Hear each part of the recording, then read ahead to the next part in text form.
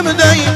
قابي دون الرب خويا مقارتون زاد مدين فرد ورمبلا واقرا روي خوتم ليلة نذاي فرد ورمبلا واقرا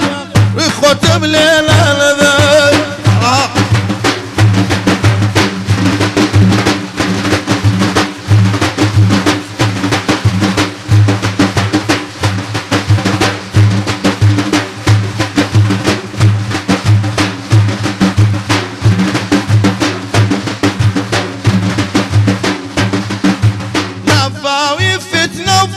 هذا خوايا الرحمن بيبكي لفاوي فتنة وفساد خوايا الرحمن بيبكي برا بشتي لا برايا رقوق يا للاوبي برا بشتي لا برايا رقوق يا للاوبي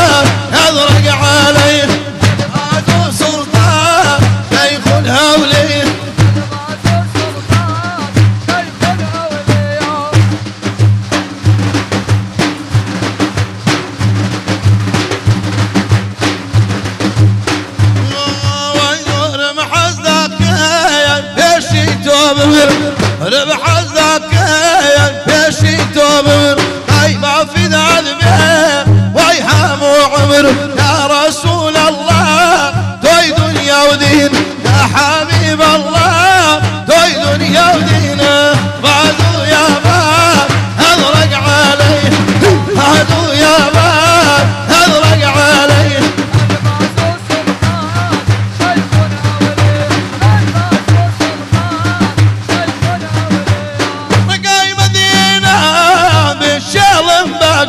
رقاي مدينة بشيل باق حبيب وبينهم بجيان وبذل حبيب وبينهم بجيان وبذل بعدو يا باب اضرق عليا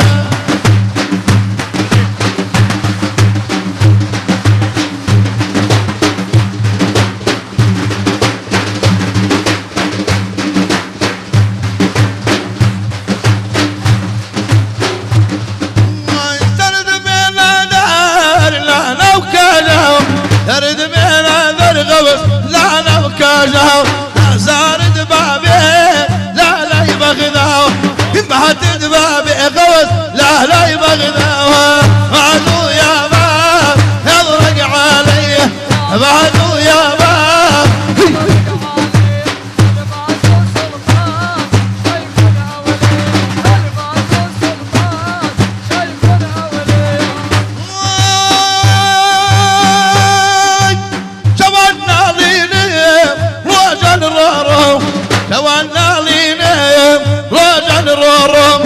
تاين بجاري دوريا كيتهم تاين بجاري غوث دوريا كعيتهم معجو يا باب اضرق علي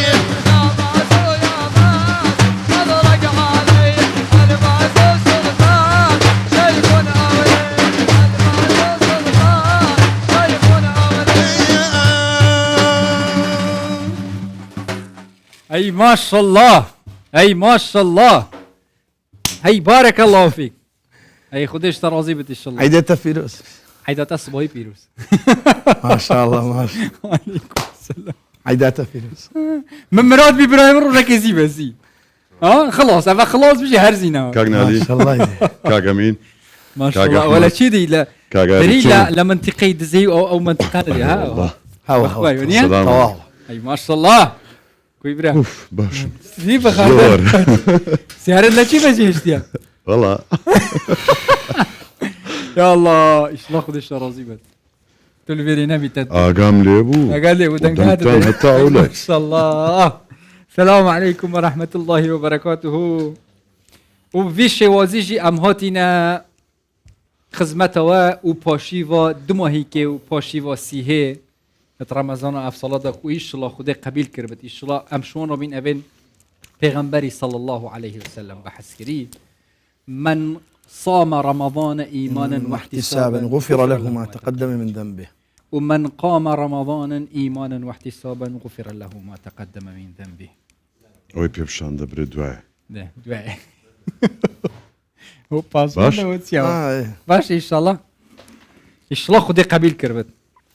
ان شاء الله افي خير كري خدي تعالى بمظني اخو برحمه اخو بو مليون حسابك. افي هزارك الي كاريا هجارك كري خدي تعالى بمليون بحسابك طول بردست زدك مليون كوزيد اي ما شاء الله بخوي درزي بعد زلم بس والله والله ما شاء كات زمداين تو اتوش بزيدش كابين زمن سي روجل سيرني قلت بو اخر كات زمداني وي ما هيكش ابرو خلا بلا ابرو جينا والله اورو للسركه بس زنديتي وتسوز دملونا برتازم مو بيسارو بريا ان شاء الله افيت نخوش بين افيت نصاغ بين افيت دردك وانا هبيا نشو ان رمضان وكيكو دليوانا حسكري بقرن وبروجي بنو طاعتي بكن ان شاء الله خدي بو حساب كت كاتشو ان يتوانا هبيا وباشتر وفيجا هر هيكي الديف انياتاي وان شاء الله خدي انياتت مهميه صافيك ان شاء الله خلاص وبإذن برا. تعالى خلاص افشا فشا ودو ما اي والله جل دف مختان بتشيك ما تقول افشا فشا وما يا صبحي عيدا ما ليرتسيان دا قلت وانا هالشوي يا بيش ججنو شوي ججنو انا هم دال دقراو بيل بيلوفو خدي كوري وبكتا زوفو او شتانه منظور بو استا كمتر بو يا من دالي استاش خريكي موبايل وسوشيال ميديا ونيامي نما يرتسهبو والله يتسهبوا يعني مثلا خوشترين شدو بو كها ججنه زوزو تشاور دكرت ام ببيرم دي ببيرم دي بخوي او سي ختم دروز دكرت باشا سجنه لبندي خانه حتى كابوت يعني سي روج رمضان قلقلو شي دروينيا او ندو شي اخر دو سيقل دماوي او ندخوش او دو سيقل هرنا دخو ما شاء الله او زلك كان مناونا او دردينا مثلا ريك مدخل دم قلت اوها او اللي قلبي لبردكم تسمهم بو يلا خوش ان شاء الله خدي هربي خوشي سبحان الله به زوي من دالي تزوج تايبت سبحان الله استاج لبو مدالي استاشتي استا خوش ها خريكي نظام هندك شتي تايبت بخوي انا زماني ما هذا كم زور خوشتر بو اي بابو باپیران من بازك زماني اوان هيشتان انا مشتاق دري كله ممنوع مرغوب كشتاق نبو دائما كاريجر ترى لو كشتاك هيا كشتاك هالزور بو زور بو على اشتاق زور وبوري خوجني الزور بيشتر كا او تسوكليتي استهبو شيريني استهبو بدل شي خوش ودا تسوي مال دقراي شيرينيه شي ورقري يا الله الحمد لله سپاس بو خودکو تندرستی دا هزار جا شکرش خودکو الحمد لله تمند ام کتینت ناف رمضان و پیروز دا و معف رمضان جی خلاص کرد ایشالله گلک سالا خودی تمنیم دو ام کتینت ناف رمضان دا و ام ویشه وازی خدمت و بکین ایورا ایجانی من بجا یکش وان تشتید گلکت گرنگ ناف آین پیروز اسلام دا کو گلک جارا نبتنید هیوا رمضان دا تکزیل سوات کرد یعنی تأكيد السرهات يكرن شناف آيات قرآن و بيروز و فرمودت پیغمبری صلى الله عليه وسلم هاري كاري كرنه هاري كاري كرن چ پەیڤەکێ بێت چ دەستی بێت چ دینارێکێ بێت هەزارێکێ بێت چ هەر تشتێکێک و کەسێکی پێتوی مەهەیە ئەم هاریکاریە بکەین و تایبەتیژی ئەوێ پێتوی پارێکاریە هەیە بۆ نمونە هەژارێکی پێتوی پارێکی هەی پارێکی هەماریکاریە بکەین کەسێکێت بابەتێکیدا نەزانە پێتوی هەیە هەماریکاریە بکەین هەندێک زانیاریە بدینێ چەند خێرەکان ژوان دەزان یەکشت هەیە بەخشین و هاوکاریکردن یاخود هاریکاریکردن و یارمەتیدان هەموو ئەو بابەتانە ئەوە وازحە هەموو چاکە و خێر و پاداشت و ینی ئەو شەرەفەی کە بە بەندەکانی خوا دەبردرێ ڕەنگە هەموو کەس نەتوانێت بیکاتی ئەوەیە کە خوا بەهرەوەری نەکردووەلەوە دەزانی چۆن مەسەلەن ئەو دڵە مەزنەی نییە چونکە پلەیەکی یەکجار خۆشە پلەیەکە دەگەی ئاسوودەیەکی و ئەرتیاحێکی نەفسی زۆر تایبەتە کە دەبەخشی ئەو بەخشینەشت هیچ منەتێکی پێوە نییە بەنهێنی بی بە ئاشکرا مەبەستەکەت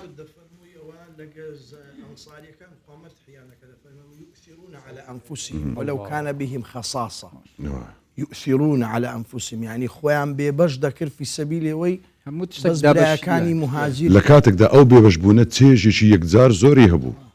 يعني أوا هر لخوانية مثلا ك تو دبخشي راستا سرتا ك يعني هزدكي مالك داهاتك شتيك باريك لتو دبيتوا بەڵام دواتر چی ئرتیاحش پێوی کە لە هیچ شتێک بەدەستی نایەنیت فەرموو لە دنیادا زۆربەی ئەکتەرەکان یاریزانەکان ئەو کەسانیان مەسەڵەن یان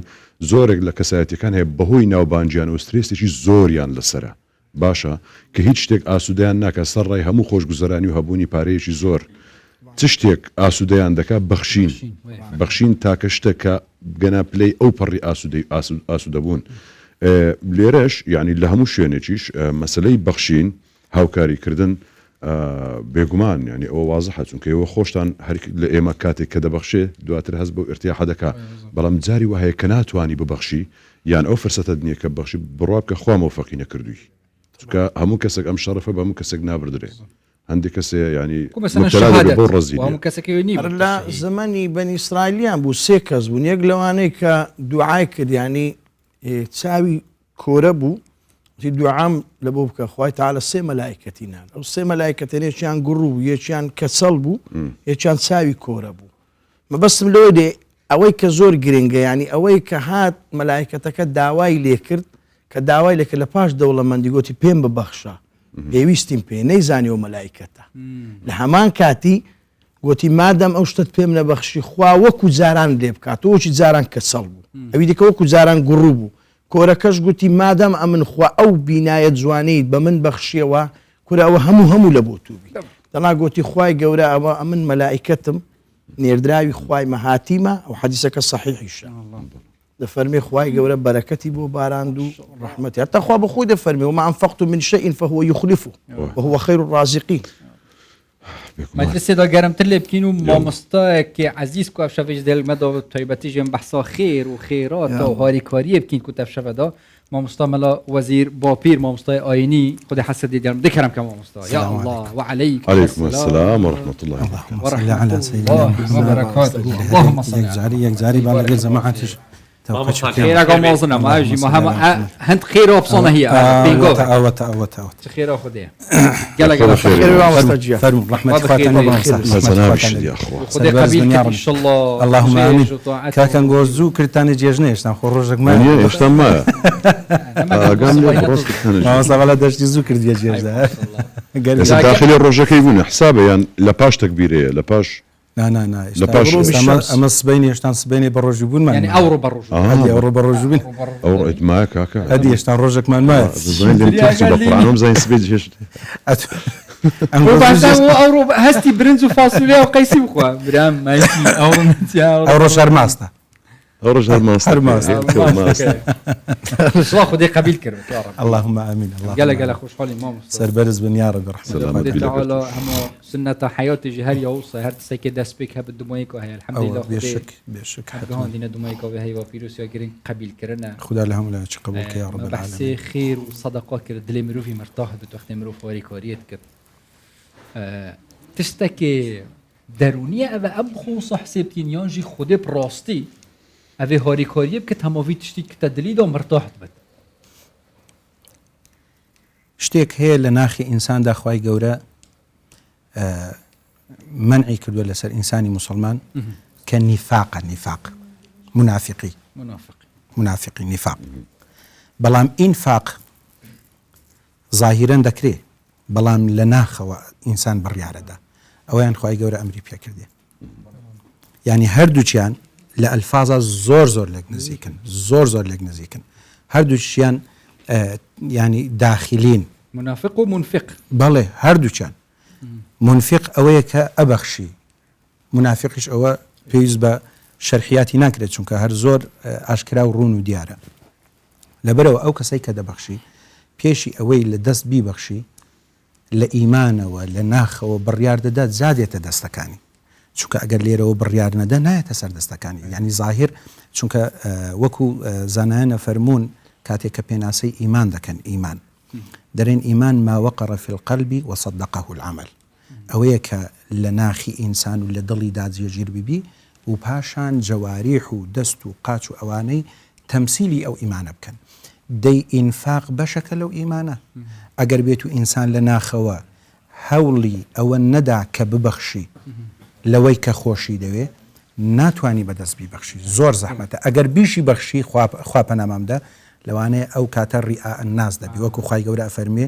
ئەو کاتە لەوانەیە بیبەخشی بەڵام لە پێناوی خوا نەبی يعني بإيمانه ونبي أو كاتتام لزتك الذي ينفق ماله رئاء الناس بلى يعني أو كاتك رئاء الناس بخوانا خاصة لبناو أو مدحيب كان كل بريم بخوا دولة من دش عجاي بكرة خير كركا شون كبيغمر عليه الصلاة والسلام فرمي للرجل قيامتك ومالي خلق تشن طاقمي خلق هندين لبرا لكاتي حشرة يقلو طاقمانا خلقاني كان خير يعني كرديا أما يعني ناڵێ نەکەس چونکە عیدی خوای لە قیامەت ئاشکرا ئەبی چێ لە پێناوی خوا کردیتی و چێژ لە پێناوی خوا نەیکردی لە دنیادا ئەمەکە بڕیار نادەیت دەڵێ عەبدەکەم چت کردیە دەڵێ خوایە ئەوەندەم بەخشی ئەوەندەم ئەو هاریە کرد ئەوەندە خێرم کرد ئەوەندە سەدەقەم کرد ئەوهام کرد هەمووی لە پێناوی تو ئەفەرمی کەذەبتە یا عەبدی درۆ دەکەی خوا پەنامە لا حول ولا قوة إلا بالله ناکرێ خۆ فێر لە خوا ناکرێ ئەفەرمێلۆ ئەوەت بوو کە پێت برێن بەخوا پیاوێکی خێرکەری ئەجرەکەش وەرگرت لە دنیاش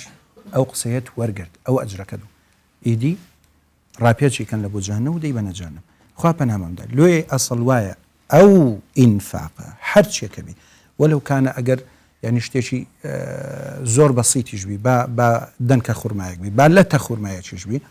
بەڵام لە ئیمانەوە لە ئیخلاسەوە ئەگەر ئیخلاسی تێدانەوە فی سەبیللاه نەبوو ئەو کاتە وەرناگیرێ تام لە زەتی دنیا و قیامەتیشی لێ ناکات باش مامۆستا لە دەستپێکیش باسمان کرد کەسانێک هەن یعنی خوا ئەو موفقی نەکردوون ئەو شەرەفیان پێ نەبردراوە کە بتوانن ببەخشن لە کاتێکیشدا هەر دەڵێ ئەو ڕۆناسبەی دەبەخشن لە نیەتیدا هەیە کە بیێ ببەخشی بەڵام وەک چۆن دەڵێ خوا ئەو فرسەتەی پێ نەداوە چونکە ئەوش دەستکەوتێکە ڕەنگە مەسەلەن من بمەوێت چاکەیەکی زۆر گەورە بکەم پێشم دەکرێت بەڵام شایانی ئەوە نەبم ئەو چاکەیە بکەم هەر وەکو مەسەلەی خێرکردن دیارە خەلەلێکی شتێکەیە ئەو کەسە کە بڕیارەکە لە ناخەوەداوە بەڵام هەر چەندەکە بووی ڕێک ناکەوێت بیێ ببەخشێت ینی دیسان دەڵێمەوە ئەو فرسەتەی نەبووە یاخودخوا ئەو شەرەفەی پێ نەداوت ئەو ئینسانە چ بکە بۆ ئەوەی ئەو قرارە بدا و قرارەکە و عملەکەی ببێتە یەک و ببەخشێت ئەو فرسەتی بۆ ڕێکی ببەخشێت لە دڵەوە بیبەخشێت پێشی ئەوە بڕۆمە سەر ئەو خاڵی بە کورتی کە باسی ئەوەت کرد مەسەلەن هەموو کەس شایانی ئەوە نییە و ئەزانی هیچیە تام و لەزەتی بەخشینی نەکردیە یعنی تام و لەزەتی ئەوەی نەکردیە کاتێک کە دەبەخشی ئەو کەسەی کە لێی وەردەگری چەندە دڵخۆشە ئەویش بە دڵخۆشی ئەو دڵخۆش بی هێشتا نەگەیشتە ئەو مەرتەبەیە کە ناگاتەی لێ ناتوانی ببەخشی يعني هر دري أورو ناسبي سبينا أورو يعني هر خزن دك هردين تسريك يعني كوي دكاتو لو ناتواني ببخش له لبروي بس تام لو وردقري كباركة ورقري تا استفير نبوة تام لو ورقري كبي بخشي هر كات تامي كرت والله أوندي كدي زيادة بخشي ماما سديسا برسارج كدي تبيشوا بخشين تندي بيوندي بإيمانة تندي بيوندي بدلة وهي لەگەڵیشیدا ئەمە دەکەم یعنی وەکو لە نێو کەوانێک لەگەڵ پرسیارەکە لە بەڕێستان دەکەم خەڵکانێکەیە ڕەنگە ڕەبتیان بە هیچ دینێکەوە نەبێت یاخود لە نێو بازنەی ئیسلامدا نەبن بەڵام بە ملیۆنان دۆلار دەبەخشن بە ڕێکخراوە خێرخوازیەکان بە نەخۆشخانە ئەوانەی کە نەخۆشخانەکان ئیتر هەرچی یان وڵاتانی کەم دەرامەت دەبەخشن باشە لە کاتێکدا ڕەنگە بڕوایەکی وهاشە نەبێ وەکو مسلمانان بۆیە پرسیارەکە ئەو هەیە چەندی پەیوەندی بە ئیمانەوە هەیە چەندی پەیوەندی بە دڵەوە هەیە آخر ئەمن لە بیدایەت گوتم ئیمان ما وەقڕە فی القەلب لە دڵی ئینساندایە ئیمان لە ناخی ئینساندایە ئەمە ئیمانمان هەیە مسلمانمان هەیە ئیماندارمان هەیە مسلمانمان هەیە هیچ کەس لەسەر کوڕی زەوی مەگەر ئەڵڵاهومە کەسێک خۆی بێبەری کە لە ئیمان ئەگەنا هەموو کەسێک بای ئەوە ئیمانی هەیە بەخوای گەورە ئەوانەی ئەتو دەیرەی کەمترین شتیان مەسەلەن لەوانەیە کاتۆلیکی بن لەوانەیە لەسەر دیانەتێک بن باوەڕی بە وجودی خوا هەیە بەڵێ ئێستا مەسەلەن ئەکتەر هەیە کەسمان نییە باوەڕی بە وجودی خوا نەبێت هەر ئەوەیە ئەتایستە ملحیدە بەڵێ باوەڕی بە هیچ نییە بەڵام بە ملیۆنان دلار ساڵانە بەڵێ بەس لە ناخەوە هەر کەس ئیمانێکی هەیە جایان ئەوەتە ئیمانی بە خالقێکەیە یان ئەوەتە ئیمانی بە قەزیەیەکەیە ئیمانی هەر هەیە ئەو ئیمانە تەحریکی ناودڵی ئەو ئینسانە دەکەن لۆ ئەوەی بەردەوام ببەخشی وەکو مەسەلەن ئەوەیە تو کە دەیرێ مەسەلەن بۆ نمونە ئەمە نازانم وەڵا لەوانەیە ئەنگۆ تۆزەک شارەزاتر من ئەو ئافرەتە ئەنجلینا جولی ویستم ناوی ئەو گوتبانە بێت شتێک ناستە طبیعیە خۆ ئینسان کە دەبێت دەیبەخشیتن ئاساییە کە ناوی کەسێک ببردرێ وەرە تو بزانێت چ بەخشینێک دەکات لەو ئەفریقیایە حتا یەک لە منداڵەکانی مەسەلەن کە هەری گرتۆ هی ئەفریقیە باشە لە کاتێکدا کە لەوانەیە و مسلمانیش نەبی بەڵام ئەو لە ژۆرێ تام و لەزەتی ئەوەی کردیە کە دەبەخشی چەندە مەسەلەن تام و لەزەت لەوە دەکاتن کە پارویەک لە دەوی خۆی دەوەردەگری و دەیداتە دەستی منداڵێکی هەژار ینی کە فرمێسکی چاو ئەوی دەبینی ئەو دڵی پێخۆشەبی کە دەبینی ئەو تێردەبی ئەو لە ناخەوە فەراغێکی ڕۆحی هەیە بەوە تێردەبی جاری وا هەیە ئەگەر ئەو فەراغە ڕۆحیە بەوە تێرینەکەی بە مەسەلەی بەخشین بە هیچ شتێک تێر نابی بە تایبەتی مەسەلەی تەماعی پارەی ئیلا بە بەخشین تێردەبی هەتا نەبەخشی هەر دەری هەلمین مەزید طبعی جەهەنەمی لێدێ هەر بابێ بەس کە بەخشیت ئەو کاتە تێدەگەی ئەمن لۆ ئەوە تەنها سەرکارم ئینسان لە دنیادا تەنها سەرکارە مڵکی خوایە خوای گەورە لە دایان ئاەتە ئەفەرمێ ببەخشن لەو ماڵەی خۆم پێم داون قسەی مرۆڤ تەنها سەرکارە هەمووی بەجێگەلی ڕاست دەی باشە معقول نییە ئاغا برێ ببەخشە سەرکار برێ ئەمن نابەخشم ئەی خۆ مڵکی تو نییە چه علاقت پیدایە خوا فەرمی بیبەخشە پێغەمبەر عەلەیهی سەڵات وسەلام فەرمی خوای تەبارەک و تەعالا فەرمی بەندەکەم ببەخشە ئەمنیش پێت دەبەخشمەوە ئێمە نابەخشین لە ترسی فەقیریە نابەخشین لە بەرۆی نەبادا کەم کە لە کاتێک باوەڕمان بەوە هەیە پێغەمبەر عەلەیهی سەڵات وسەلام وعدەکانی هەمووی تەواوە هەمووی ڕاستە لە کاتێکدا فەرمیەتی ما نەقەسە مال من صەدەقەتی ئەجا لێرە مامۆستا بە ئەوە بکەمە پرسیار ما نەقەسە مال من صەدەقە ها هەندێک ئەفلام کارتون هەیە گۆزەیەکە دەڵێ دینارێکی پاوێ بکات ناوێ دەبتە دوی بکنایە دەبتە چار هەر بەڕاستیش مەسەلەن مەبەستی پێغەمبەر صلی الله عليه وسلم ئەوەیە کە کەم نابتەوە یان وەکو مادە کەم دەبتەوە بەس شتی دیکە پێ زیاد دەکرێت بەڵێ وابزانم ساڵی پار بوو یەک لە دەوڵەمەندەکان هەندێک زەکاتی هینە گوتی مامۆستا شخصەکانی تهدید کرد بوو بەڵام لە بەرۆی فەقیر بوون حەزی نەکرد لە خۆی گیانداتێ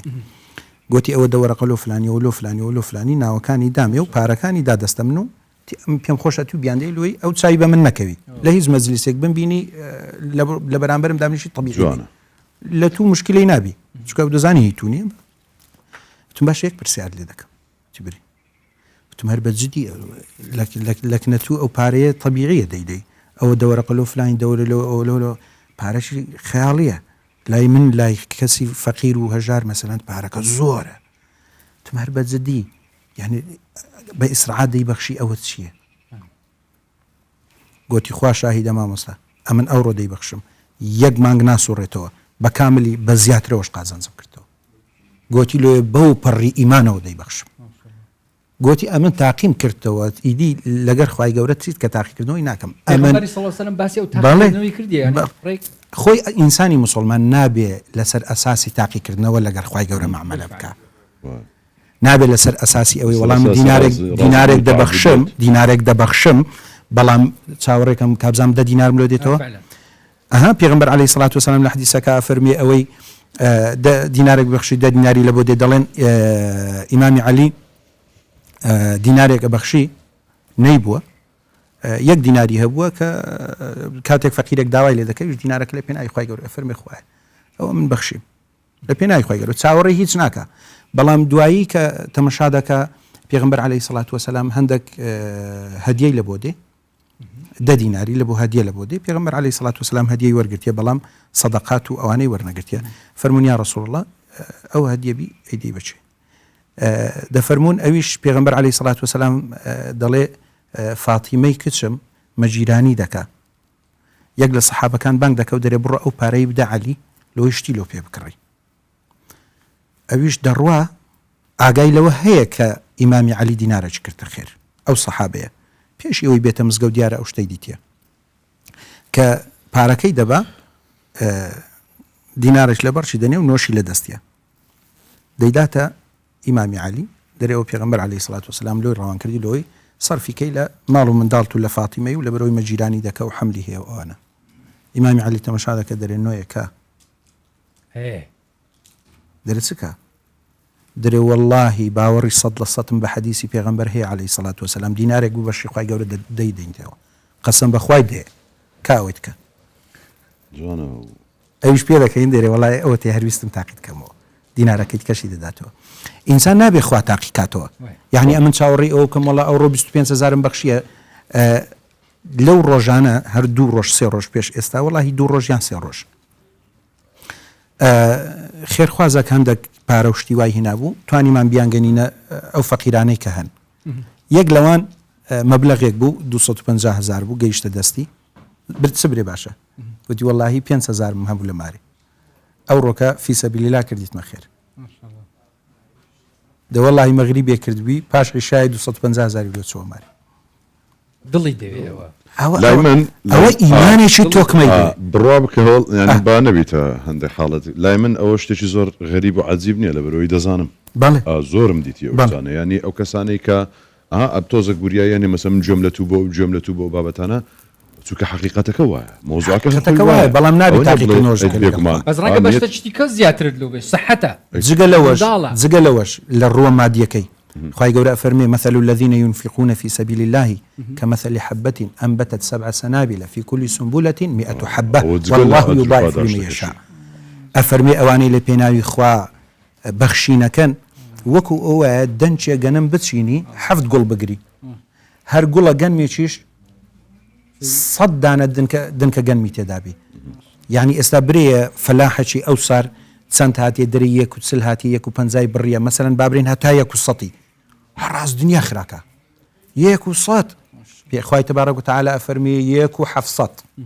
والله يضاعف لمن هێشتان زیاتریشێک باش مامۆستا بابەتێکی دیکە هەیە کە بە تایبەتی لە دنیای ئەمڕۆدا خەڵکێک چاوکراوەتر وە سەبارەت بەم بابەتە ئەویش مەسەلەی کارێزما بوون زۆر جار لە خولەکانی گەشە پێدانی مرۆیی یاخود چەندین خول لەسەر ئاستی جیهانی لە ئۆنلاین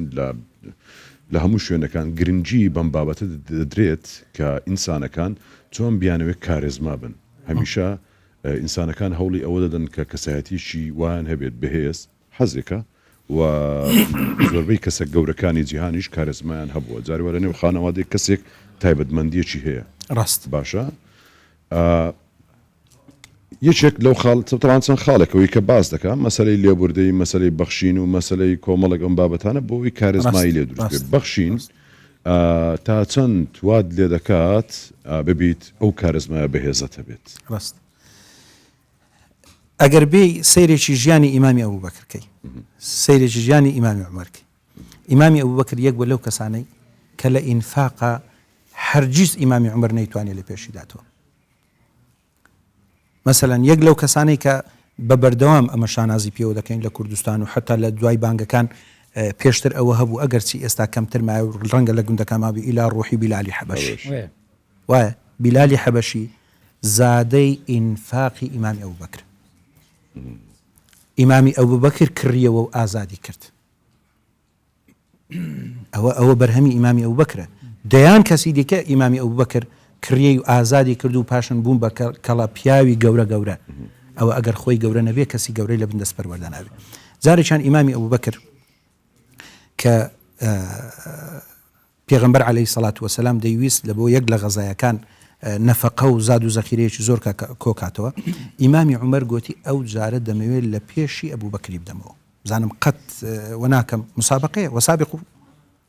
یان وەساریعوا لە قورئانە هاتیە هەردووک فی الخەیرات لە چاکە و چاکەکاریە مسابقە بکەن پێشکەوتوو بن یەکەم بن لەسەر یەکەمە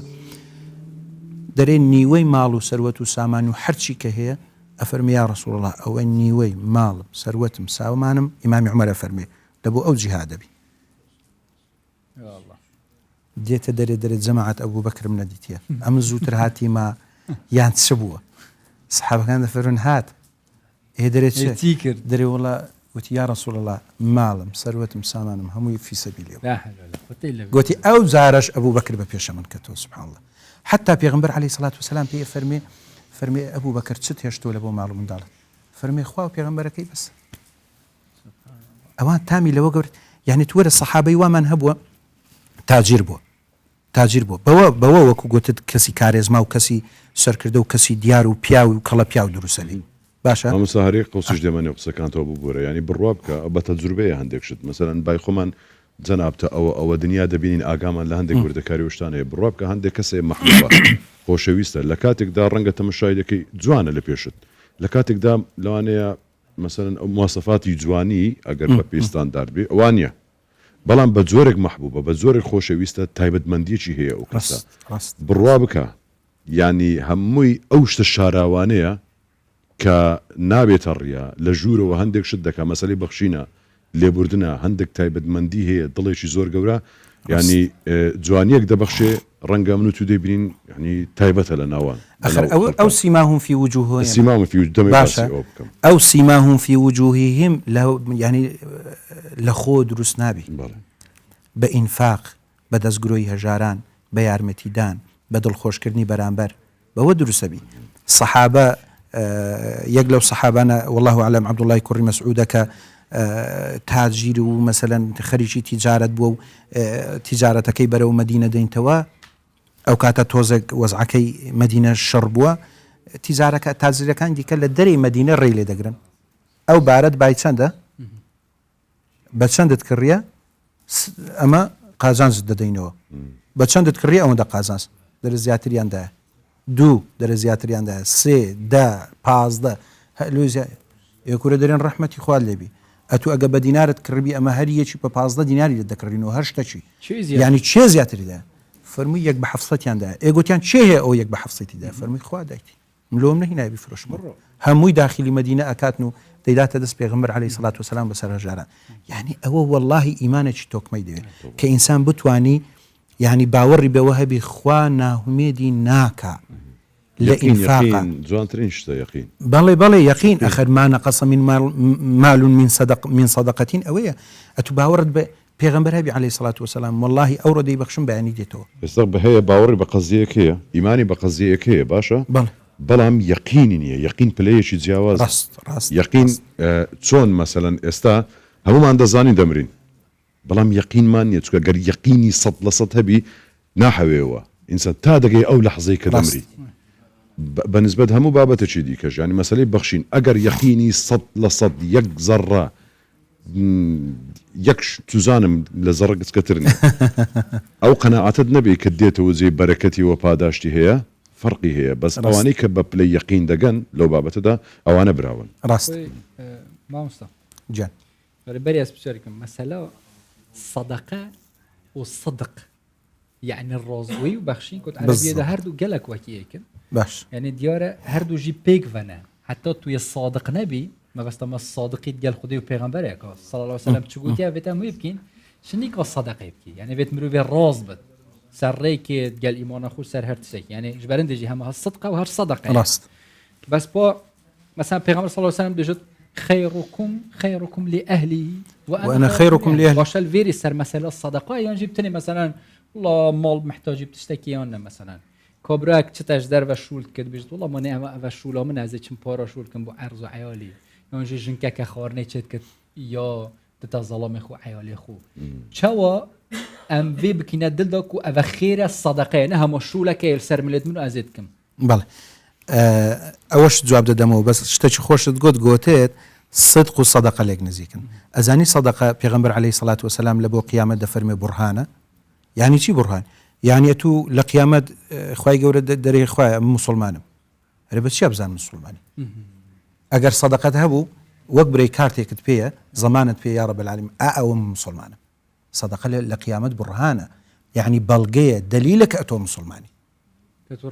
بەڵێ کە ئەتۆ ڕاستی و مسلمان بووی ئەگەر مسلمانی ئەبێ صدقەتە بێ جا ئەوەی کە پێغەمبەر عەلەیهی سەڵات وسەلام فەرموویەتی مەسەلەن بۆ نمونە باشترین پار و ئەوەیە تۆ بیخەیە دەوی خێزانەکەت ئێکاکە ئەوەش هەر صدقەیە ئەوەش هەر چاکە هەر خەیرە لۆ باشە ئەمن کە هەر عەبدەکی خوای گەورە هەر ئینسانێک هەر تەیرێک هەر مەڕووماڵات هەر شتێکە بی باشە پێغەمبەر عەلەیهی سەڵات وسەلام ئەفەرمێ هەر دڵێکی تەڕ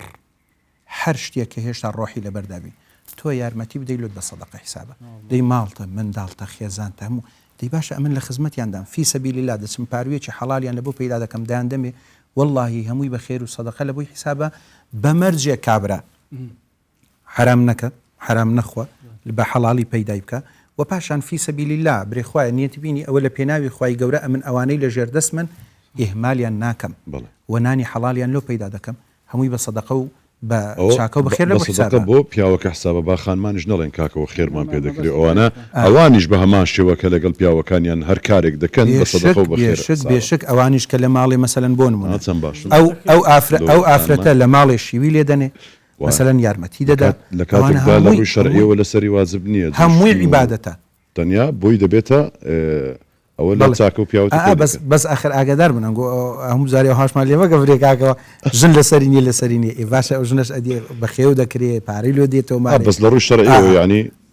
ئەوە لەگەر هیزدانی ئەوە لەگەر ئەوەی دانی نەبرێ کاکە وڵای هیچ نییە هیچ نییە هیچی لەسەر نیە دوایە لەسەر ئەویش مەسئولە دەبی ماڵی پەروەردەکە منداڵی پەروەردەکە خەریشی پیاوەکەی بی بەڵام برێ کاکە وڵا هیچ ناکەم و پیاویشی مالکە ناکرێت ئەگەر مەلیکەیە دەبی مەلیکە چشی هەبیتن حسابك لە بۆ مەلیکە کەس بکاتن ئینشاءالله بەختەوەری اللهم آمين اللهم آمين اللهم آمين الله خودش ترازی بد مامۆستا سلامت بن سەربەرز بن یا رب رحمت صدقه بجا هەمە کەلیمەکیش دەست بێت کە تێ پۆرە نەبی و بالتأكيد مازنترین بالتأكيد یخینا بوو بدت بالتأكيد بەتایبەت ها لەو چەند ڕۆژەکە صدقەی فیترمان هەیە زکاتی فطرمان هەیە ئەمە پێی دەرێن سەرفترە لە بالمناسبە بە ئەوەش لێ پرسمار چەندە مەسەن ئەوەش پرسیاری زۆر بە قوت بدرێت یاخود بە پار بۆ خودای زانایان هەردوو مەسەلەن بوونە دەرێن هەردووچی زائیزە بە قوت هەر زائیزە ئەوەی پێی وایە بە پارە زائیز نیە با بە قوت بیدە بە برنجی بدە ناوی برنجەکەی نارێ ئەو برنجەی کات بە خۆی دەیخوا ئەوەی کە دەرێ کاکە بە پارەش دەدرێ با بە پارە بیدە بەڵام لێرە یەک تێبینم هەیە حەز دەکەم هەموو خەڵک جێی لێ باش ئەوەی ئەتوو بە چەند تێر دەخۆی جەمێک ئەوەی بکە سەرفترە خێر دەگات ئەمن بە دوونیوی تێر ناخۆم ئەتوش بە دوونیوی تێر ناخۆم لە فەچی چێ تێر دەبی مەسەلەن هاتوو بە دوونیوی تێر ناخۆی نابخوا بە دوونیوی تێر دەخۆی فەردە برنجەک و مریشکە و مەسەلەن نەها ئەوانەی لەگەڵ هەموو بڕوات و یعنی ئینسان بەخۆی بە چەند تێر دەخوا دوونیو لە بۆ کەسێکیە کە بەخۆی ڕەجا و بڕابی کەسێکی دەوڵەمەند ئەمە لەگەر ڕێز و حرمەتمان لە بۆ باشەکان زاری وایە دەرێ مامۆستا ئەو سەرفترەیە بگەینە بە دەستێکی بە کەسێکی فەقیر دەرێتێ بەڵام مامۆستاوەمە بە خۆمان 5 کەسین دەکات 12,000 ئەو 13,000 یعنی کە ئەنەما ئەوەی برێ چایەکی لە بۆم ڕوخاندی 500 داری زیاددا بابا من دەمە دەستی فەقیرێکی برێ مامۆستا ئەگەر 500 دانرایە ئەمن لە 5 کەمتر نادەم چونکە ئەمن بەخۆم ئێستا بچمە بازاری بەلانی کەم بێ 5 بخۆم ئەگەر ئێستا لەسەر سفرەکەی کە لە ماڵێ دەڕازێنرێتەوە چی تێدایە زەحمەت دەبی هەر ئەوەی بکە بە دوونیەوە کە ئەوانە ینی بەڕاستی ئەوە لە بۆ کەسێکی کەم دەرامەتەکە دوونیوی بدەن ینی بەخۆی نەیبی لەبەرەوەی زەکاتی فیتڕیشی لەسەر واجبە دەیبەخشی بەڵام ئەوەی دیکە بەڕاستی ئەسڵ وایە زۆر لەوە باشتر بێبەخشی بارەکەڵڵەوە فیک سەلامت بن یا ڕەبی لەگەر ئەنگۆش لەگەر زەماتە إن شاء الله منا ومنكم صالح اللهم آمين اللهم آمين خود اشتغل ما قال قال بري قسبك يجي باش كيشتاقين دەستەکانت خۆش بی دەستان ناوەڵە ئەوە بەسە دەستان خۆش بیار رحمەتی خواتان لەبی ئەوزە تو گەرمیکەوە بیکەوە جێژنە چستر دەچ پێشکەشکە مامۆستا بە خودای بە خودای بزانە وەرەقەی چیان لۆ ناردی دەی خوددا حافظ ئاوەدان بی الله الله ئەوە نه برا دەزانیت چێ مامۆستا ئەوە مامۆستا ئەحمەد گوتی وڵڵا هیچم نەخواردیە فەقیرە هەند ماڵی ئیشیان پێ کردیە عەرەفە بووە بەس دەرێ کولی چەند بدانێ هەرگرە دووسێکی بری دووسێکی هەرگرە ئەو نازانم فەقیرە وڵڵی پیاویش گونەحە ها ئەو هەموو ئیشە پێ دەکرێ مامۆستا کولی سەی ناخۆی دوای بە زیاد بی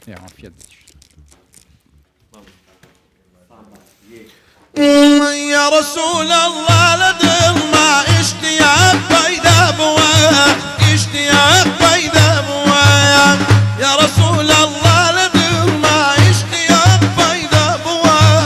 اشتياق بيدا بوا مزرعة زرق مزارع اقريد تبر بوا اقريد تبر بوا اقريد تبر بوا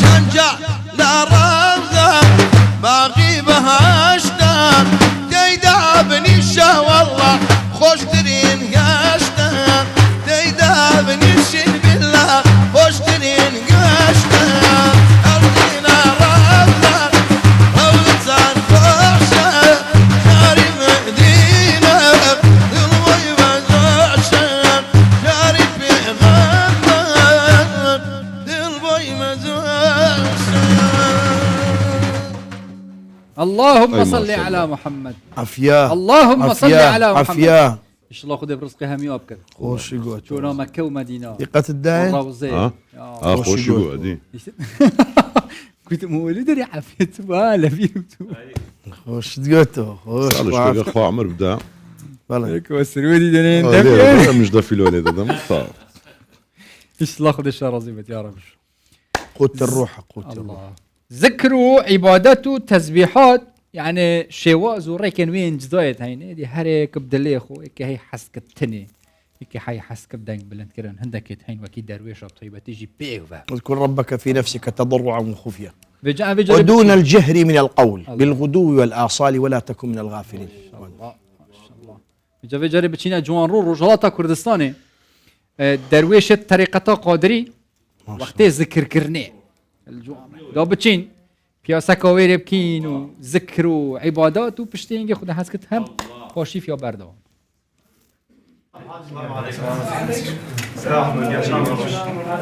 دروێشانی تەریقەتی قادری لە تەکیەیەکی ئەم تەریقەتە لە شاری جوان ڕۆی پارێزگای کرماشان. هەموو شەوانی هەینی لە دەوری یەک کۆ دەبنەوە. پاش ئەحواڵپرسین و ئاگاداربوون لە بارودۆخی شوێنکەوتوانی تەریقەتەکە دەست دەکەن بە زیکر و تەهلیلە و مەدحی خوا و پەیامبەری ئیسلام. زیکرەکە بە ئارامی دەست پێ دەکات و وردە وردە نەوای دەفیش تێکەڵ بە زیکری دەروێشان دەبێت.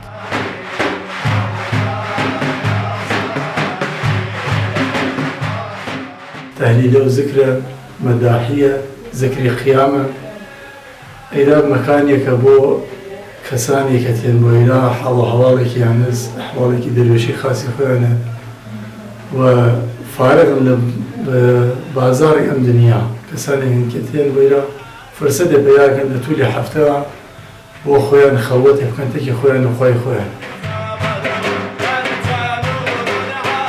ڕێوڕسمەکە بە خوێندنەوەی قەسیدەی بەناوبانگی بوردیە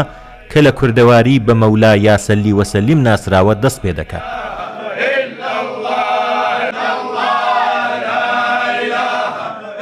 دواتر 100 جار لا ئیلاهە ئیلا الله و 300 جار ناوی ئەڵڵا دەڵێنەوە. پاشان چەند جارێک حەیا قەیوم دەڵێن و دوای دوعای خێر بە خوێندنەوەی قەسیدە و مەداحی دەست دەکەن بە زیکری سەماع.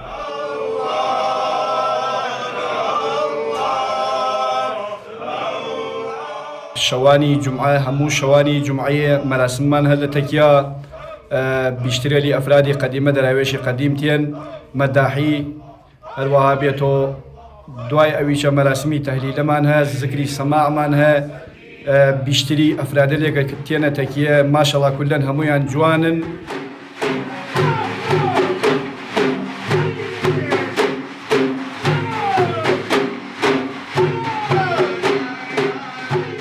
ئەم زیکر و سەماعە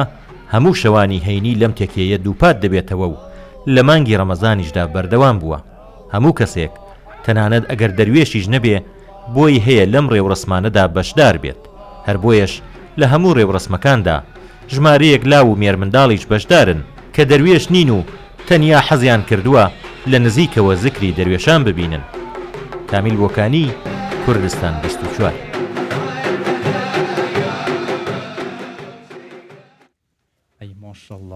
ما شاء الله خدي ان شاء الله قبيل كده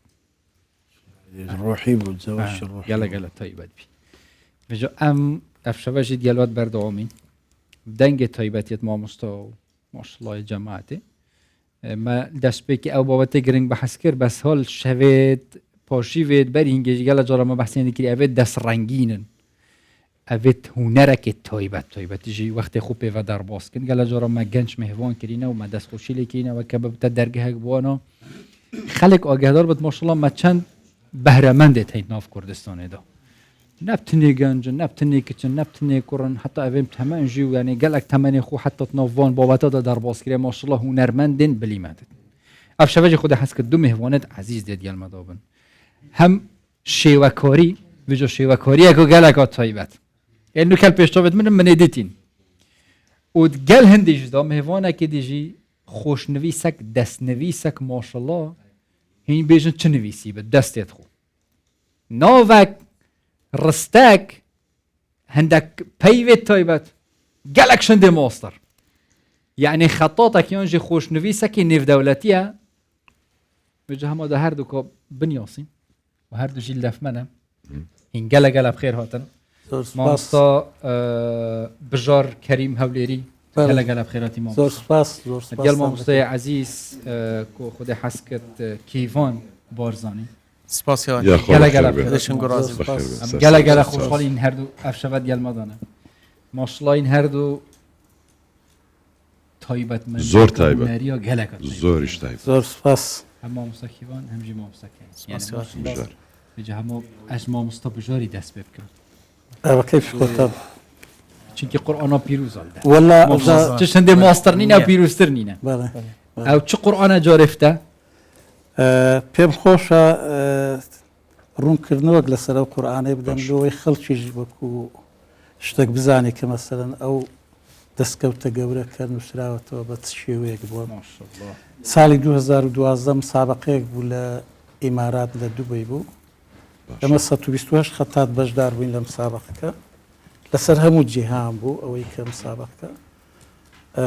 بەڵێ ئیدی ئەوە بوو لەو 128 خەتاتی ئەمن یەکەم بووم لەسەر هەر هەموو ئەمنیان تەکلیف کرد بەوەی کە قورئانێک بنووسمەوە قورئانەکەش لە ژێر چاودێری شێخ محەممەد میری دووبەی بوو قورئانەکە بە ناوی مصحف شێخ خەلیفە بن زاید ئال نەهیان بەڵێ کۆمیرێ بەڵێ ئیدی قورئانەکە شێخ محەممەد هەدیەی ساڵی چەند تەواو بوو ئەمە پرۆتۆکۆلەکە ساڵی 2012 کردمان 2013 دەستم پێکرد 2016 تەبع کرایانی تەبع کرا بەڵێ تەبع کرا تقریبا ئەوە تەبعی چەندەمە ئەوە یەکەم تەبع 2 ملیۆن نوسخەی لێ تەبع ماشەڵڵا بەڵێ ئەوەی کە بەدەستیش نووسرا پێشکەشی ئەوەی کە بەدەستیش نووسیمەوە بەخۆی هەڵگیرا لە مەتحەفی جایزەی دووبەی للقورئان الکەریم هەیە وەکو ئەوە با بڵێن وەکو ئیقتینا ماوە لە ئەوەی ناوی توش لەسەر نووسرا بەڵێ لە دواوەی ئێستا دەتوانن بیبینن لە دوعای ختمی قورئانەکەی لە پشتەوەی پاشان ئەگەر دیقەت بدێ لە پشتەوە نووسرا بڵێ 2 ساڵ و چەند هەیوە 2 ساڵ و 10 مانگ ئەوە ئەلێرە ئەگەر کامیرە مەسەلەن ئەوە ئەلێرە بسم الله الرحمن الرحیم بەس دەبی زۆر زومی نالی ئەوە خەڵاتی نێودەوڵەتیش لەسەر نووسینی ئەو قورئانەش وەرگیرەوە نیە بە تاکید ئەوە بە پرۆتۆکۆل بوو هەموو شتەکان ئیدی جایزەکە دیار کرابوو بەڵێ چەند خەڵاتی نێودەوڵەتی بەدەستێنا بە نووسینی ئەو قورئانە مامۆستا ئەوە بەخۆی هەر بۆ یەک جایزە بوو ئەوەیان بەڵام بەخۆم هەتا ئێستا 18 جایزەی جیهانی وەرگرتووە بەڵێ و دەتوانێت شرفت بالتكليف والإشراف والطباعة بس ما بستم بجار الحاج كريم الأربيلي نعم نعم بجار الحاج كريم خۆزگە ئەو جێژبە والله کێشەی گەورەی من لەگەریان ئەوە بوو سێ جارم نووسیەوە بەڵێ سێ جاریان پێ نووسیمەوە لۆ تاریخ ئەو شتەی دەسەوە دەکەم ئەوەی لە مابینی من و شێخی بوو مستەشاری شێخی بوو ناوی ئیبراهیم بوو ملحە بوو سێ جارم نووسیەوە هەر جارەی یەکەم جار بە بژارم نووسی کە نووسیم گوتی ئێمە لەبەرەوەی لە زمانی عەرەبی گوتی حرفی ژێمان نییە ئاگۆتی ئەو جایان دەبی بە بجار بینوسیان دەبی بە بەزار بینوسیەوە ئیدی سێ جارم نووسیەوە بەڵام ئاخیر جار گوتیان بجارەکە بە جیم نێزیکترە لە زمانی عەرەبی گوتی ئێمە ئەوە ما پێ باشڵی ئەوەیە زۆر ڕاست زۆر ڕاستە ئەوەزیتر هەندێک تایبەتمەندیەوە تایبەت سەردەست نوویسی مامۆستا بڵێ بجاوەرن ماشڵڵاش نوویسی و قورئان و پیرۆز دەستات یان نوویسین ئەگەر ئەف تابلوە دیوار بن پشتێنگە دێ بەحسی تابلوە دیژە دەستنوویسیەکین بەس ئەوە ئەزبۆنەوە بەحسکم ئەبێت هێن تایبەت ئەمە چ هونەرە مامۆستا چەند ساڵات خەریکی لێ هونەری والله مێشە ئەس خاڵبەندی شوڵتیم بەس ڤالێ وەکو کەساتی ناودارێت کورد من دەست هاوێتێ من گوتی بوو مێژوو ببینیت کە جیلی نوێ حەبسەخانە هەمنە یعنی 152 کەساتی ناودارێت کورد منێ چکری هەر دانەیەکی 5 ساعت ئەس پێ بەخەری بمە ئەوێ کێم کێمێ هەمە نقطە نقطە ئەوێ کێم 45 ساعتە یعنی کە دروستی دەکەی بله ئەوها بله همه قلمك خالبندي اف الله اف بينوسا سورتاي مستوري اردلاني هم 250 دانه بس من ذا قلم يشول كده 152 دانه كاسات بيك قلم بس حبرتي هذه وين اف قلم 48 ساله تقضي قلمي بدف 27 ساله النكمن 27 ساله النكمن قال لي 24 ساله تيقنا هاري والله والله انا ان شاء الله من لو انني ما كنت اقدر او رخيت ويش كسم اللي ازقول ده ما شاء الله برغي ضوء قلمي بس ضوء قلمي قلمه بيانا بيتويا يتي بس من هم في يشول كده ضوء قلمي قصته 5 دانه من يشول كده بس ضوء تابلو انا لا 152 دانه لسه في حجمه بو مش حجمه بس يدي جورا وجورا هي الكينا بازنينا 8 وقلمة سنده لك نتوه 4 ساله 8 وام 27 ساله النكمل استاذ او هادانم يعني او هادانم فرقناك فايله برئيس فان زكان يعني كوب او فكره لبوهات بوشي وازا هو بخول خول ابيدي توبلو خدي من زور بوينه تشيكرنا خال ضابط 8 دريج خودش ترازی زور ممنون إيه. من زور چیکن من وقتی خو کاریکاتر پیچید کردن مونتیف من پیچید کردن وکی و شوازی بس هیلو خال بندی دیوار من فکرک ملسا کاغذ شولد کرد کاغذ تایبت بود تنقیته دیوار فکرک من گوری میکره صداره که ببینید من او فکری شهی که ببیت کراسه سه زمانه عربی کردی و انگلیزی که همه دنیا مناسی که ما چند کساتی نافدار هنه وكو نافدارت كرت يعني وكو بيراميد ونالي وجزيري هميوتيش هنرمنداش نفيسراش همه اوه خالق بو كردا يعني دانا بيت باش مثلا هر كسي كدعوا بكا اول بو دروز دكن بس جاري من في كسات که نافدار زودر چيكم كل 2011 من دست هاوته من کساتی من اویت و آخر فکرن 2013 من دست هاوته سه کاغذه بس پشتینگی بیرو که من گوری من کره سه داره 2017 من همل سه داره چه کرن نو که 152 دانه تواون من اتخلاص کره بردام میشم دی بردام میشم ان شاء الله هر بردام بلا صفر جورترين تابلو چند بو حجمي حجمي هشتب 6 من چه نزدیک سالا کس ببینی هشتب 6 بس دایم بينا توسم سشول كم بله ويني بارزاني حمد وقلمي او دانيال ميتيرانا اوش وكو دايكا كردا ان شاء الله خدش اواني روليان هبي لخدمت كردني ملتي كرد كولتور وسياسه وشدك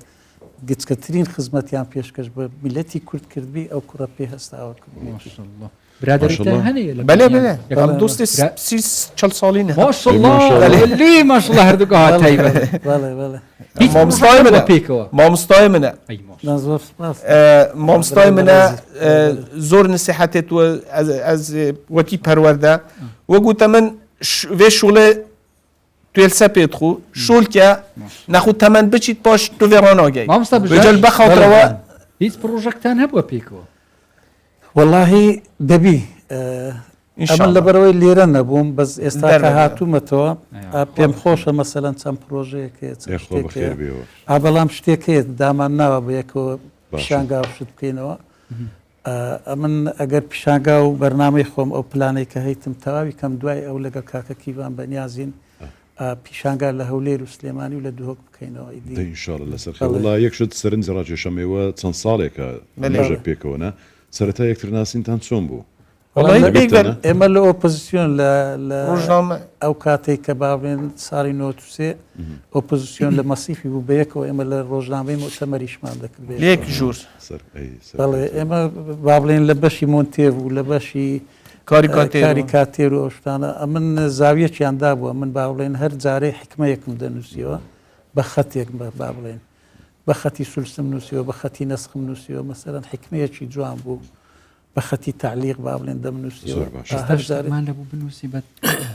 والله بخوش حالي وبنوسم برام حزم ذاك الميزه بو هوا من يشي كده هديه اوش هربا بنقطه بس حبري هي حبري روترينجي هي او تسند بيو بو ماوي تسند بيو خدي حفتيك يعني بس دايم بين توصل يعني سوبين ساعات وتف او اكيد مظنيه ما شاء الله بس تونيزي كيف كده نقطة أنواع التدا هم الرنجة هم الرنجة التدا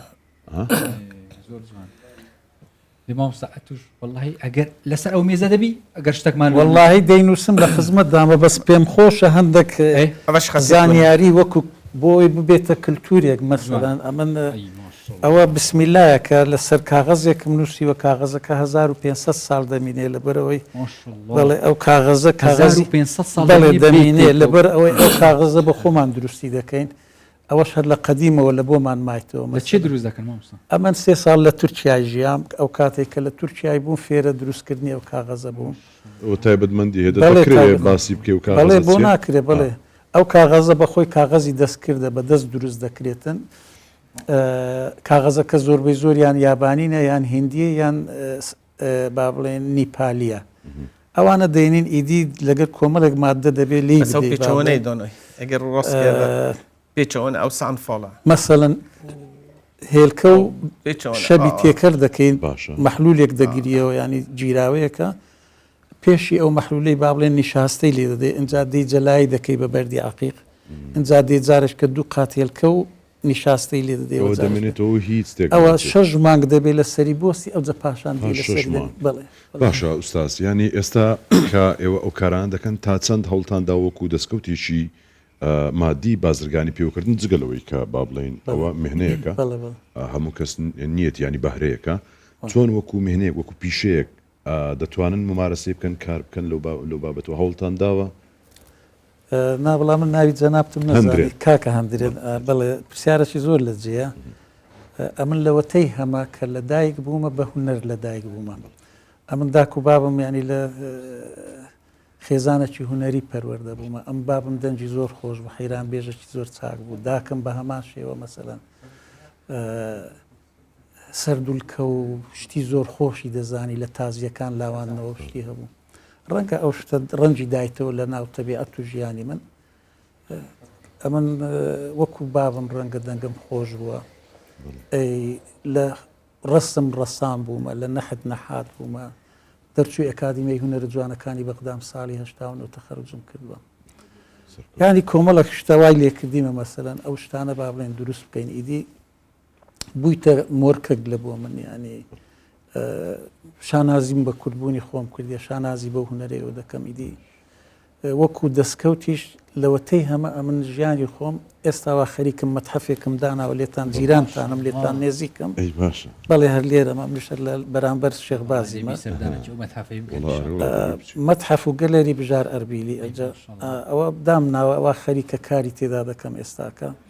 چەند پرۆژەیەکی کەشم هەیە من ژیانی من لەسەر خەت نووسینە ینی هەرچی مشتری شتم هەیە مەسەلەن لە سعودیە مەسەلەن یەک لەوانە میری مەدینەی مەسەلەن چەندین تابلۆی لە من کڕیە سەرۆک پەرلەمانی ئیماراتی هەر جارێکیش دەچم بە ڕسمی دەچم مەسەلەن ئەوە پێشوازی جێگەی شانازیە هەر هەبی یاخۆ پرسیارانە زۆر زۆر تایبەتم باز بە ئەوانەش بپرسین مەسەلەن پێم خۆشە بووم لەسەر نرخ و ئەوانە نرخ ئەوانە مەسەلەن کە لە بۆ فرۆشتنێ بن بڵێ ئەو تابلۆی ئێستا لە دەست جەنابەت بوو ئەوە بە عیار 24 دروست کراوە بە زێر عیاری 24 دروست کراوە ئیدی ڕەنگە هەندێک شتەیە خۆش نییە باسکردنی لێرانە ئەو جابزانە بەڵام هەر تابلۆیە $2000 بەس تەکلیفێتیە بڵین مەسەلەن گرانترین تابلۆت کە فرۆشتبی بای چەند بووە بەڵێ بەسەوە بەڵێ ئاساییە تەکلیفیان کردم لەو حەیەکی لە بۆ شێخ محەممەدی میری دووبەی بنووسم خۆزگە زووتر بتان گوت بە ئەوە دەمدانێ لۆ ئەی وەکو شوێنەکان بڵێ ئەبە $38,000 نووسی بڵێ سەلامەت بی مامۆستاکی وارە بڵێ ئەتولو نای خود بە پێچەوەنە پێچەوە ئەو پێچەوە ناویدیش ئینگلیزیەتەوە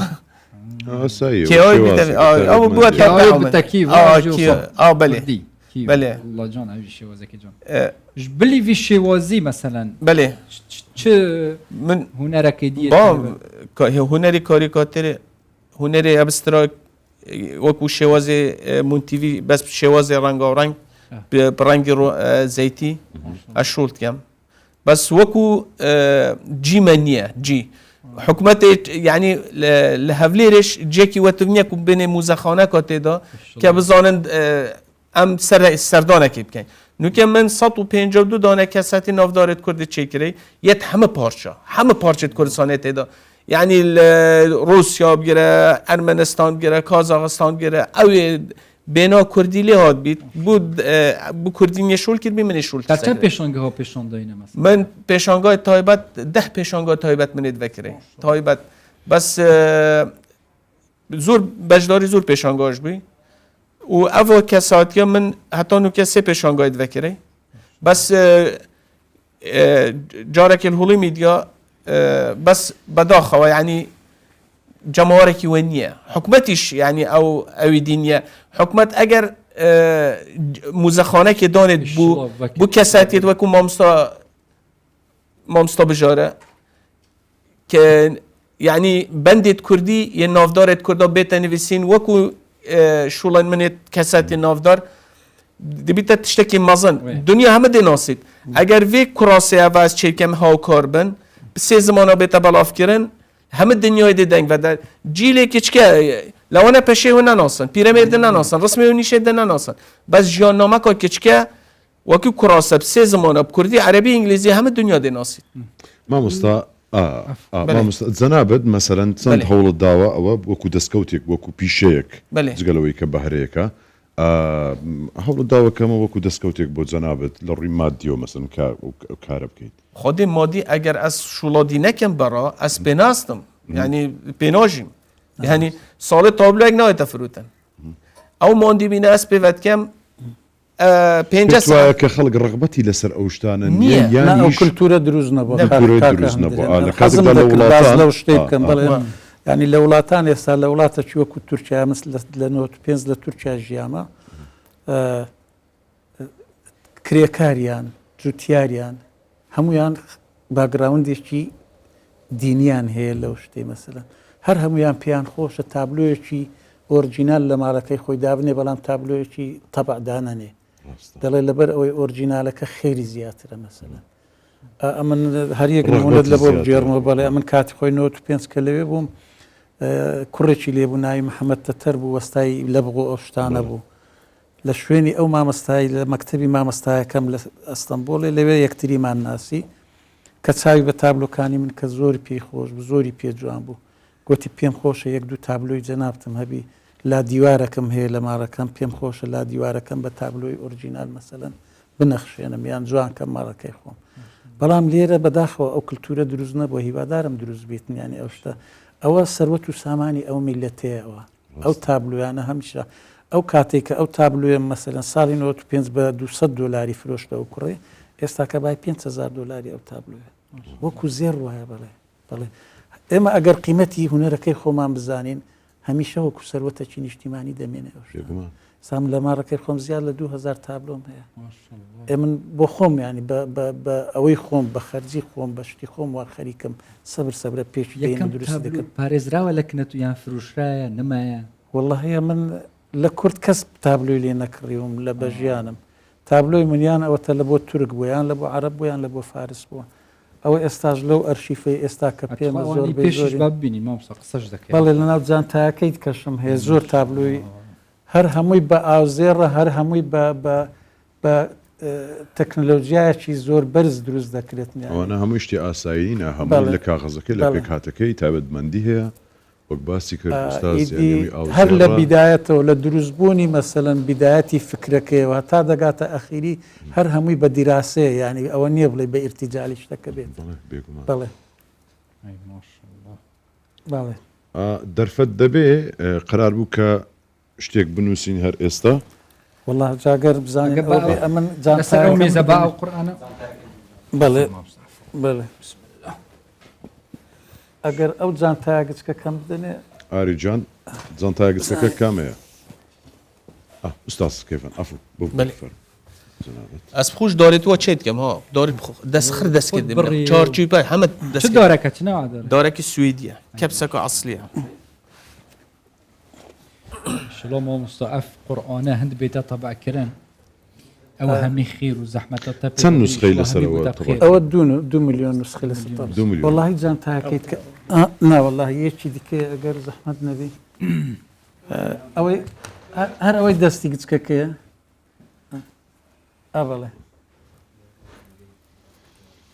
ئەمن لە هەولێری ڕۆیشتیمە 85 لەو هەم پێ بۆ چوویمە ئەستەمبۆڵی مەسەرەن ساڵی 95 2 ساڵ لەوێ مامەوە لەوێت چوومە هەنگاریای هەر لەو حەکانم پێ بوو قەڵەم و کاغەزم هەر پێ بوو حبرم هەر پێ بوو چوومە نەمسای هەر پێم بوو چوومە ئەڵمانیا هەر پێم بووی ڕۆژێک لە ڕۆژان لە من جودا نەبووی تۆ بچمە هەر شوێنێکیش هەر پێمە ئیدی ئەوە هەندێک لە شتەکانە حەزم دەکرد ینی شتەکان بناسن ینی جۆری مرەکەبەکەی چیە جۆری قەڵەمەکان چییە مەسەلەن ئەو شتانی کە بەکاردێنم حەزم دەکرد تۆزێک لە نزیکەوە ئەو شتانە بزانم ئیدی بەڵام لێرە شتێکی دەنووسین حەزم دەکرد مێزەکە تۆزە خۆشتر با مریحتر با لۆ نووسینێ بەڵام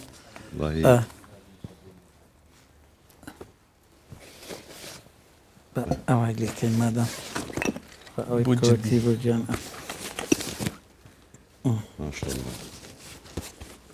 زۆر خۆشە ئینسان کە ئیشێک دەکا ئیشەکەی خۆی زۆر خۆش بێ هیچ کەسێک هەتا چەند دەستڕەنجیم بێ ئەگەر ئیشەکەی خۆی خۆش نەوێ عشقی نەبی لە بۆ ئیشەکەی خۆی قەت تێدا ناتوانێت تێدا سەرکەوت بێ دەزانی کاکە هەندرێن دروستبوونی شارستانیت بە عشق دەکرێت بەڵێ بێگو ئەگەر تۆ عاشق نەبی ناتوانانی وڵات دروستکەی زۆر ڕاستە تۆ گەر عاشق نەبی ناتوانانی خانوویەکی خۆش بۆ خۆت و منداڵە دروست ڕاست ناتوانانی احتیفاز بە کەلتورێکەوە بکەیت کە تۆ عاشق بووی تۆ دەوڵەتیشت دەبێ دڵنیات دەکەم زۆر جوان بڵێ بێگومان ئەو ئینتیما و ئەو بڵێ تۆ دەبێ ژینگەت خۆش بێ عاشق ئەوە نییە بڵێن بەس عاشقی ئافرەت بێ تۆ دەبێ عاشقی جوانی بێ هەر شتێک جوان بوو تۆ دەبی لە پێناوی قوربانی بدەیت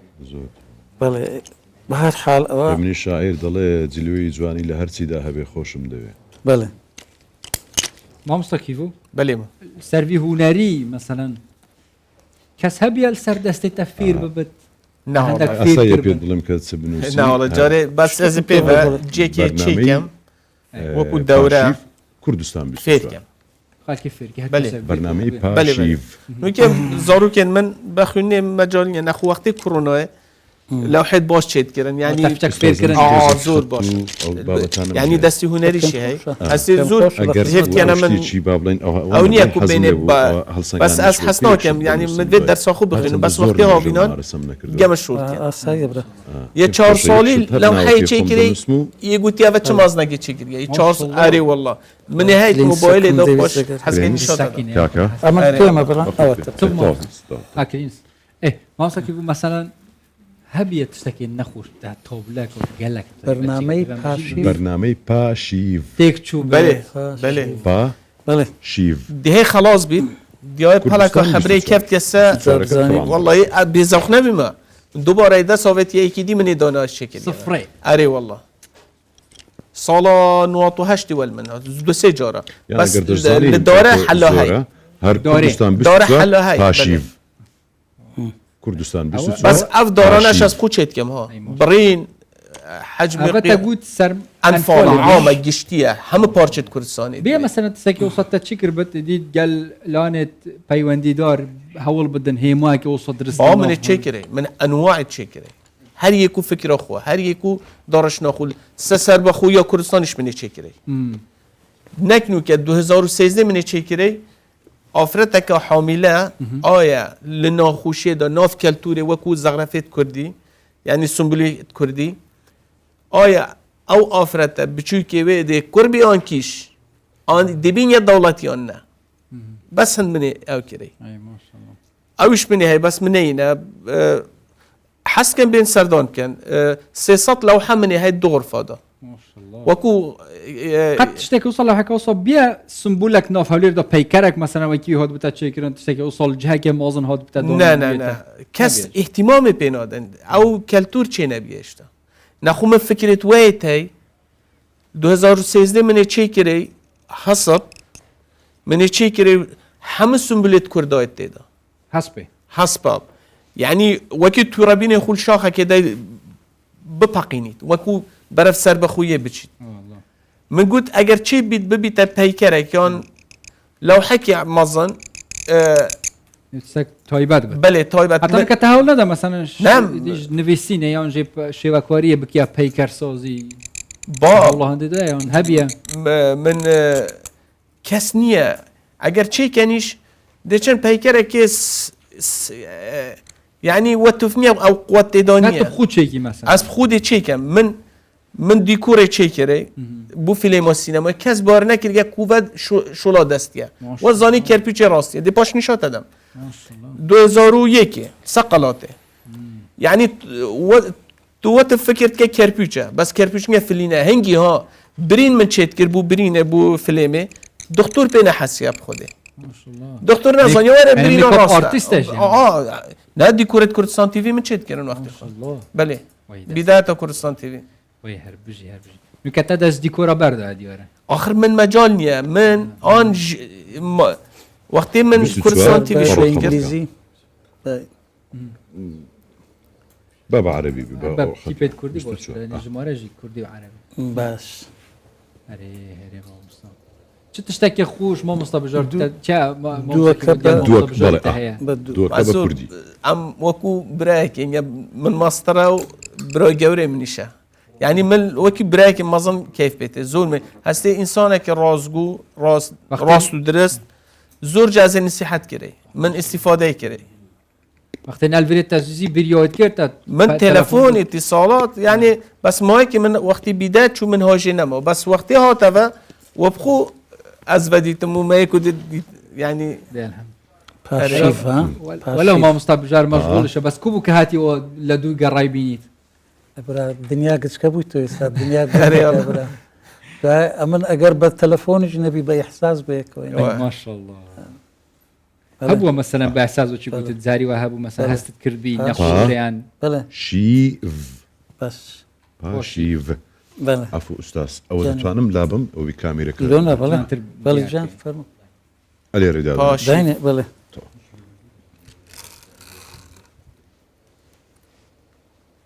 دەژی دەستێ نوویسینێ هەیە هەندرێن براونینە ئەم بڕێکم هەیە بەس وڵی لە حوزوری ئوستازی ئەستامیەوە های لێدێ والله کاکە ئەگەر لە حزوری ئوستازیە پێم خۆشە بنووسی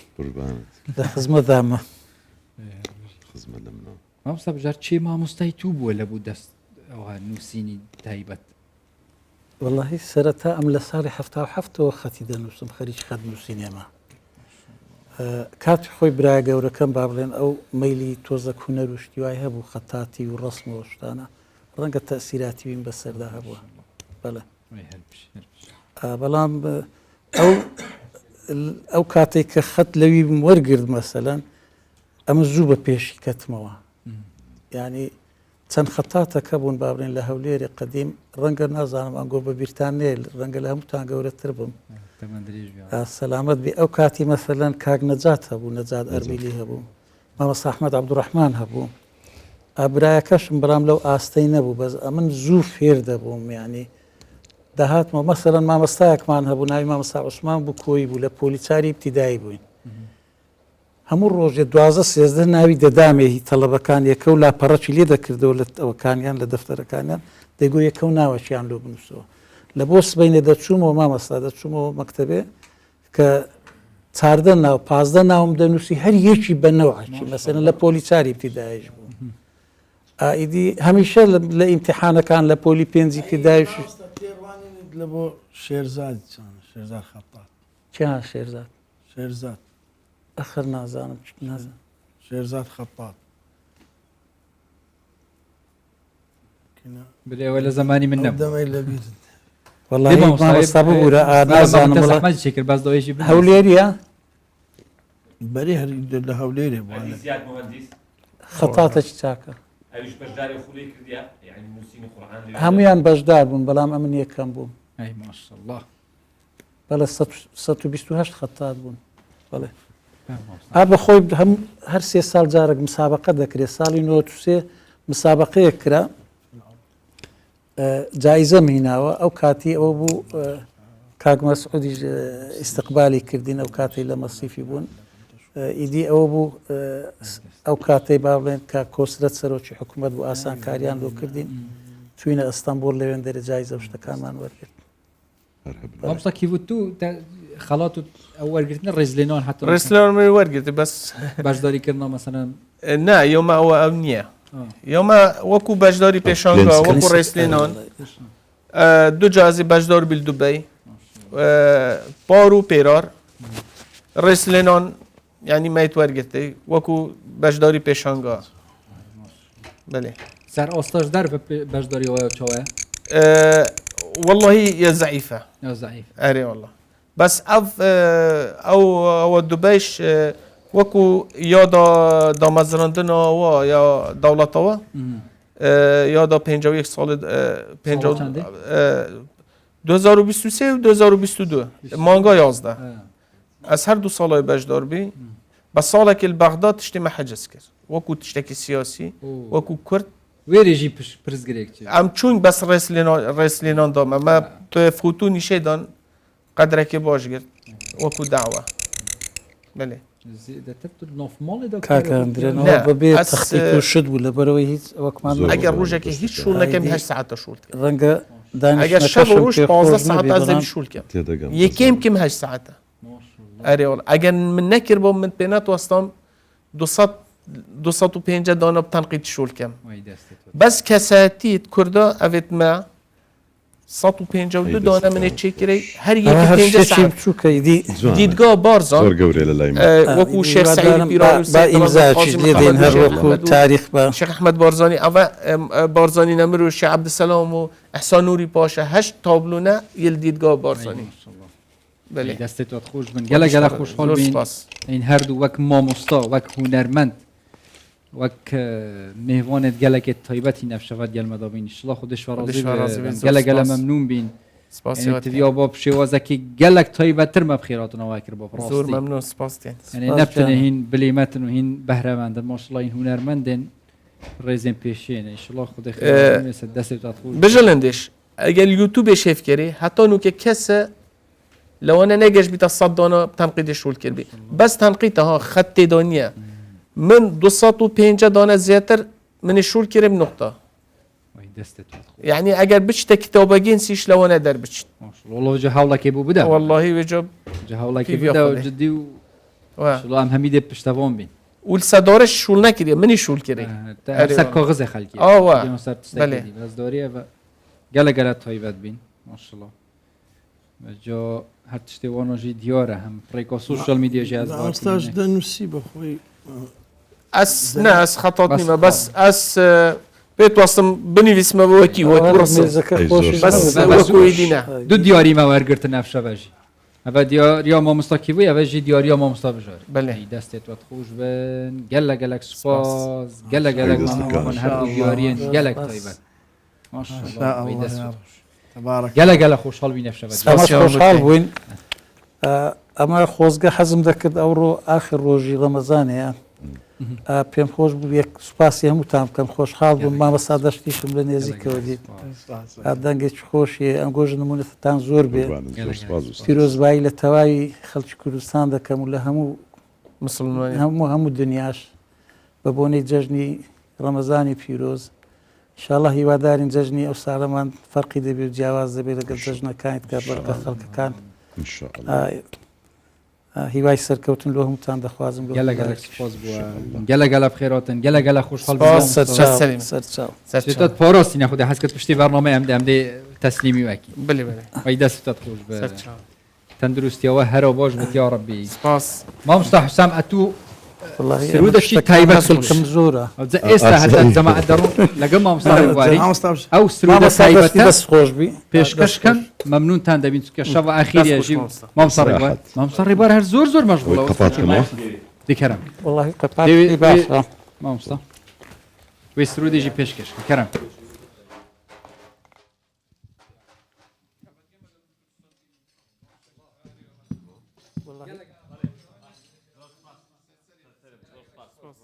عزيز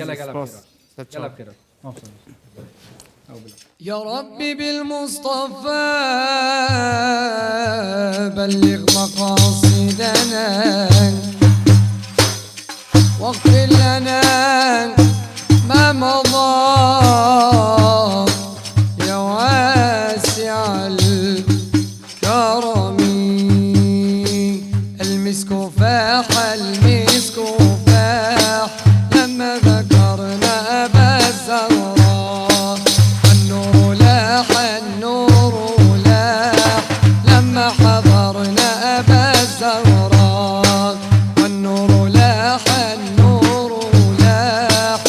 لما حضرنا أبا الزهراء أشكي لي من وجدي وحالي وأقول لي مين النبي غالي أشكي لي من وجدي وحالي وأقول لي مين النبي غالي إيه اللي غير أحوالي إيه اللي غير أحوالي وطي لكل محب مناه والمسك فاح المسك فاح لما ذكرنا رسول الله والنور لاح النور لاح لما حضرنا أبا الزهراء طول عمري بتمنى أشوفك وانظر جمالك وأبوسك طول عمري بتمنى أشوفك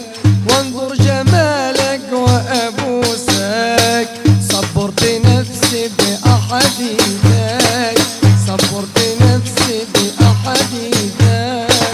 غير الغرام برسول الله المسك فاح المسك فاح لما ذكرنا رسول الله والنور لاح النور لاح لما حضرنا أبا الزهراء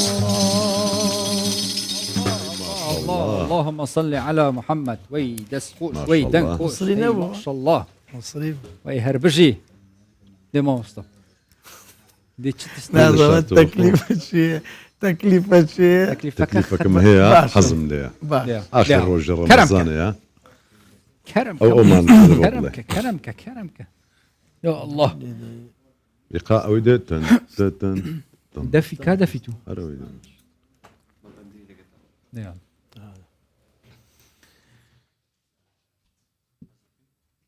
أي خدا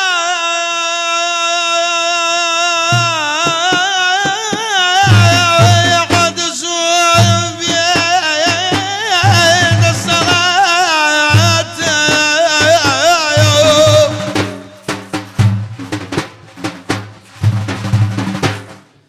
أي خدا قد زوب يد الصلاة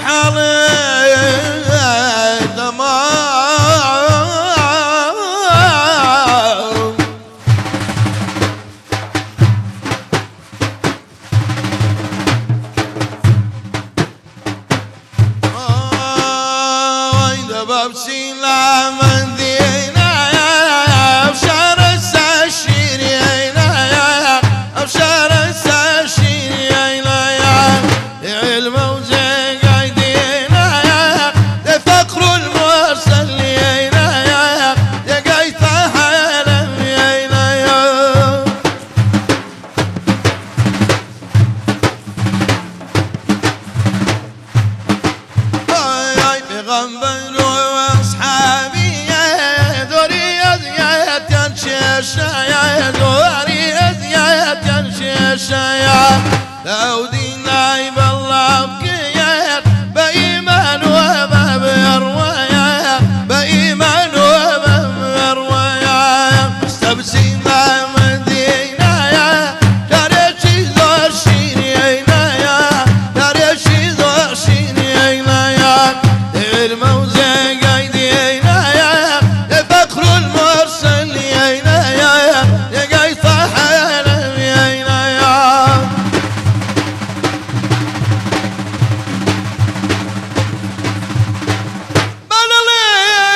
بلالين كل دنيا مدحي نبي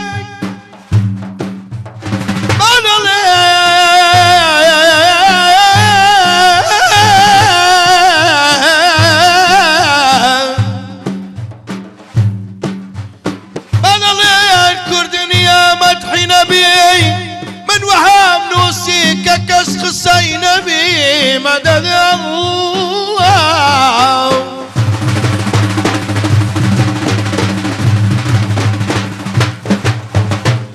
بقوى كفين وكفانم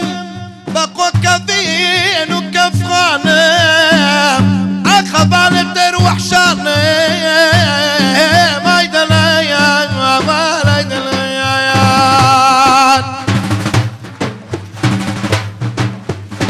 وكيب البول وكيب البول وكيب البول بأفغاني وكيب البول بأفغاني لحالي محوي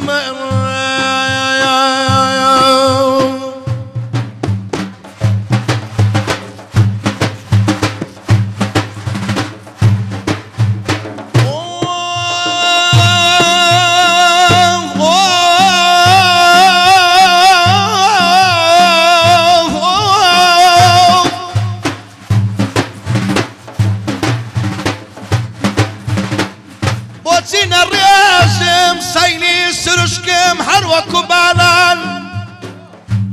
بوتي وكو يعقوب من نبم بالشهر شالان لو يوسف أبير سيما لبيقانا ويالان هرجز دي الصراقي لهيز لا ودلي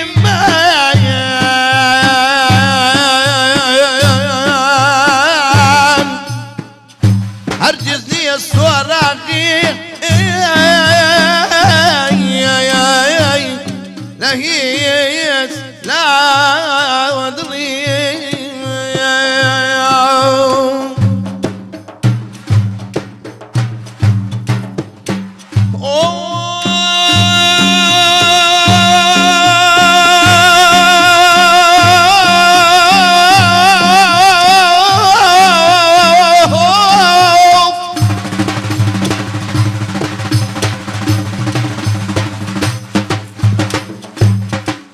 صافي كافي مبوى دنيا وقيامة دياري خوم عيوار عيوار عيوار براي باب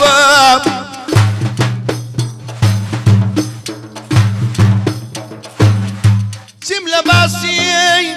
عالم هار ذكري ناوي